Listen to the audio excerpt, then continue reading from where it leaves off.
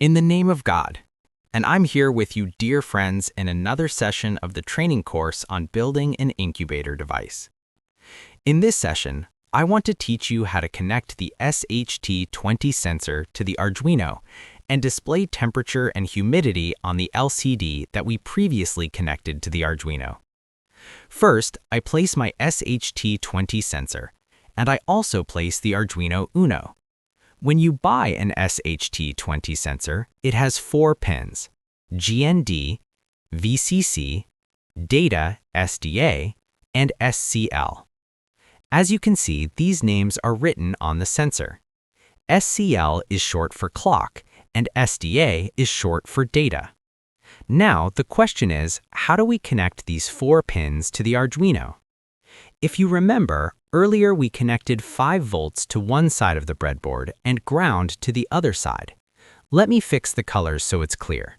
Red was 5 volts and black was ground. But here is a very important point. SHT20 sensors work with 3.3 volts, not 5 volts.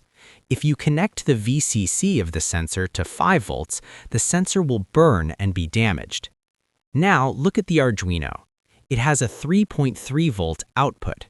I take a wire and connect it to the 3.3 volt pin of the Arduino and bring it to the breadboard. I color this wire yellow so I know it is 3.3 volts. Now, all the lower rows of the breadboard become 3.3 volts. For ground, we can use a shared ground. The same ground can be used for both 5 volts and 3.3 volts, so we don't need a separate ground wire. Now let's start connecting the sensor. The first pin is GND, so I connect it to ground. The next pin is VCC. As I said, this must not be connected to 5 volts. It must be connected to 3.3 volts, so I connect it to the 3.3 volt rail. Now ground and VCC are connected. Next, we move to the main pins, SDA, data, and SCL, clock. Depending on the sensor you buy, the labels might look slightly different, such as SDA and SCL, but they mean the same thing. On the Arduino Uno, the I2C pins are A4, SDA, and A5, SCL. Even if they are not clearly labeled on your board, this is how they work internally. So I connect SCL to A5, SDA to A4. Now the sensor is fully connected to the Arduino. At this point, only the coding remains. We will write the code together now. Then I will show you the result in Proteus simulation, and in the next session, I will show everything practically, connecting the real sensor to the Arduino and displaying temperature and humidity on the LCD. Before we start coding, I want to emphasize something important. You do not have to write these codes yourself if you don't want to. We will provide the complete, ready-made code files to everyone who purchases this course. You just need to make the connections exactly as shown and upload the code to the Arduino. Now let's move on to coding. First, we need to initialize the LCD. I don't want to write the LCD code from scratch, so I go to Examples, then Liquid Crystal, and open an example. The first thing it does is include the Liquid Crystal library. Then it defines the LCD pins.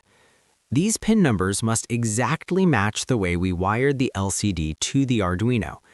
Because we connected the LCD pins in a specific order, the code must match that same order. In the setup function, which runs only once, we initialize the LCD using lcd.begin. Our LCD is not 16 by 2, it is 20 columns and 4 rows, so we initialize it accordingly. Now the remaining LCD example code is not needed. Next, we must install the SH20 library. We go to Sketch, Include Library, Manage Libraries. Make sure your computer is connected to the internet. In the search box, type SH20. Select the latest version and click Install. The Arduino IDE will automatically download and install the library. After installation, we go to Examples, SH20, and open the example. This example shows us how to read temperature and humidity.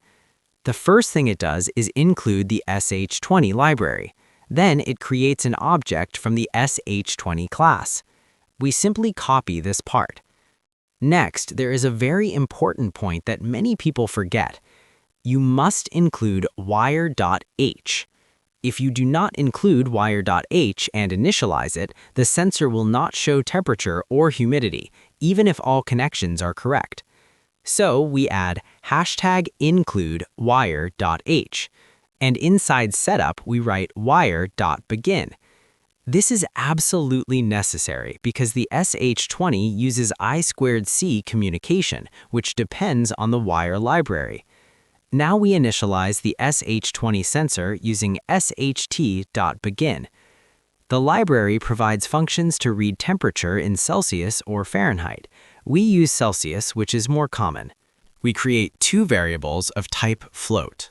Float T for temperature, float H for humidity. We place these inside the loop function because we want to continuously read temperature and humidity.